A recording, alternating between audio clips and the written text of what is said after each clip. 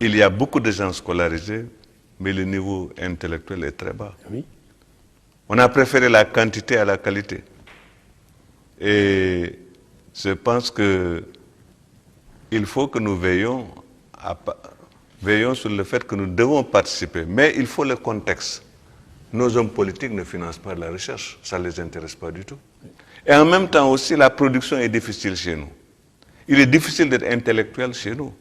Pour être intellectuel, il faut être vraiment un marginal. C'est-à-dire un type qui ne vit pas dans la société. Parce que pour être intellectuel, il faut savoir s'isoler. C'est là que les pays développés ont des avantages incontestables. Par exemple, le climat d'hiver pousse les gens à rester chez eux. Quand vous restez chez eux, vous êtes obligé de peindre, de gravir, de faire de la musique, d'écrire des partitions, etc. Ou bien de la lecture. Alors que chez nous, il y a le soleil tout le temps. On est dehors tout le temps. Et on palabre. Il n'y a que les moustiques qui peuvent nous amener encore à nous coucher très tôt. Je pense que j'ai donné plusieurs exemples. Ousmane Socé, c'est un écrivain. Il a écrit 2 ouvrages, Mirage de Paris, qui devait s'appeler d'ailleurs à l'époque Paname, et aussi Karim. Mais tous ces ouvrages, il les a écrits en France. Quand il est revenu, est-ce qu'il a continué à écrire? Non. Il n'a plus rien publié. Et aussi, une autre caractéristique aussi, il a épousé une Sénégalaise. Avec tout ce que ça comporte comme contrainte familiale. On est dans les cérémonies multiples. Là, ce n'est pas un phénomène favorable. Je ne préconise pas le mariage mixte, mais les gens qui ont été mariés mixtes sont les seuls, ce sont les gens qui ont beaucoup produit. Birago Diop, Léopold Sédar Senghor, Cheikh Anta Diop, etc. Beaucoup d'entre eux. Ou bien alors, ils ont épousé des femmes qui ne sont pas de leur propre territoire. Et là, ils sont loin de leurs beaux-parents et ils sont beaucoup plus libres. Et d'ailleurs, c'est la raison pour laquelle ceux qui écrivent ici, généralement, ils ont une situation assez particulière. Ou bien alors, vous êtes un marginal que personne ne fréquente. Ça vous donne des coups de France pour pouvoir écrire. Par conséquent, il y a la nécessité d'être à la fois dans la société, mais hors de la société. Et ça, c'est le propre de l'intellectuel. Il faut qu'il prenne des distances par rapport à l'objet de connaissance qu'il veut avoir à propos de sa propre société. Je pense que c'est un exemple que je cite. Je sais qu'il y a beaucoup de femmes qui m'ont attaqué à cause de cela parce que je préconise le mariage mixte. Mais le mariage mixte est un bouclier pour certains. Et non seulement le mariage mixte, mais l'exil géographique. Le fait qu'on soit en France. Par exemple, si vous restez à Dakar, si vous avez une bourse d'études, du moins les bourses de vacances, là, du moins pour les voyages d'études, si vous allez en France, pendant 1 mois, vous faites le travail de plus de 12 mois ici, à Dakar. Parce que vous ne pouvez pas travailler. Le milieu ne s'y prête pas. Vous commencez à travailler, les gens viennent vous déranger chez eux. Et ils vous considèrent comme un toubab. Hein? Vous êtes là, ils disent oui, ils ne s'occupent même pas de nous quand on vient, ils ne nous parlent pas, il est avec son ordinateur, etc., etc.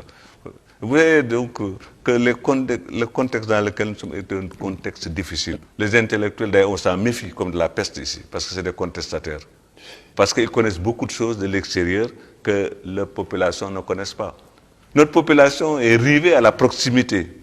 Le parent d'abord, la première instance dans laquelle on se socialise. Ensuite, les voisins, les villages, etc. Mais l'idée de nation n'existe pas dans nos populations. C'est pourquoi je suis très heureux. À chaque fois qu'un Africain écrit un livre, je le salue comme un événement exceptionnel et fort intéressant. Même si le livre n'est pas bien fait, il vaut mieux produire un livre mal fait que de ne pas en produire du tout. Je crois que nous risquons de laisser les autres générations orphelines. Ils n'ont pas le droit de laisser des orphelins. On doit leur donner un certain viatique qui leur permettra de démarrer à partir de ce que nous connaissons.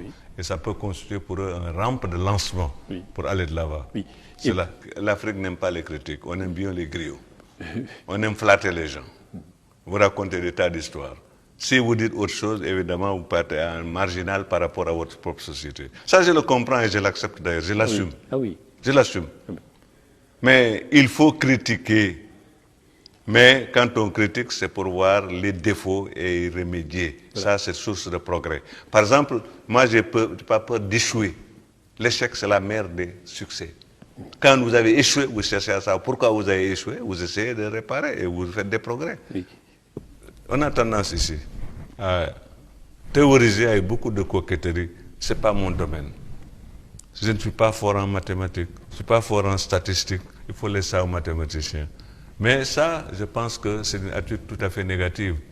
Et ça n'est pas fécondant. C'est-à-dire que vous ne croyez pas à la spécialisation, c'est ça que ça veut dire? On est obligé de se spécialiser, mais c'est à outrance maintenant. Oui. Parce que qu'on le veuille ou non, on gère des hommes dans leur totalité. On ne peut pas s'intéresser, par exemple, à la technique seulement. C'est pourquoi je suis un peu gêné quand j'entends les gens parler du gouvernement technocratique. Je me demande qu'est-ce que cela veut dire technocratique. Pas politicien, parce que peut-être. Technocratique, ça veut dire vous occuper seulement de technique. La technique est au service de quelque chose. Il y a la technique, il y a l'humain.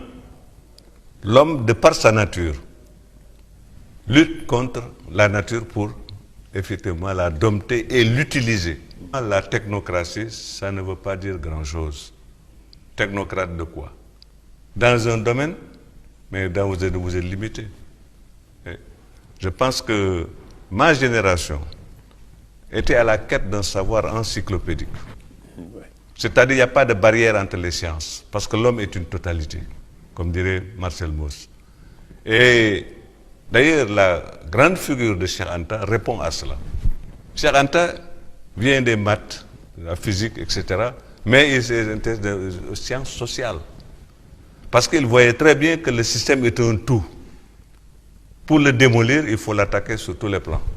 Et il a essayé de le faire, effectivement, dans différents domaines. Un leader politique célèbre, je ne nommerai pas du tout, a dit « Nous aussi, on a le dessert ». Il dit « Qu'est-ce que vous avez comme dessert ?» Il dit « La cola ». Ah oui. La cola est un excitant, ce n'est pas un dessert. Est-ce qu'il est nécessaire même d'avoir un dessert dans la vie? Ce n'est pas parce que les Européens considèrent que civilisé, c'est celui qui a l'entrée, le plat de résistance et le dessert, que nous devons le copier. Ça veut dire qu'encore, il y a un mimétisme extraordinaire. C'est pourquoi je passe tout mon temps à guerroyer contre les singes qui imitent et les perroquets qui répètent. Ils peuplent effectivement nos universités la plupart du temps. Et en même temps aussi, je pense que ça devient un vaste jardin géologique analogue à celui que nous avons à côté. Oui, mais alors... Il faut partager le savoir.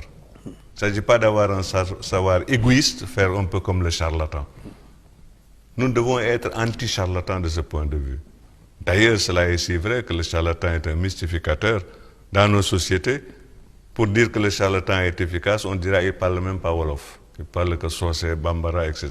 À beau mentir qui vient de loin, bien entendu.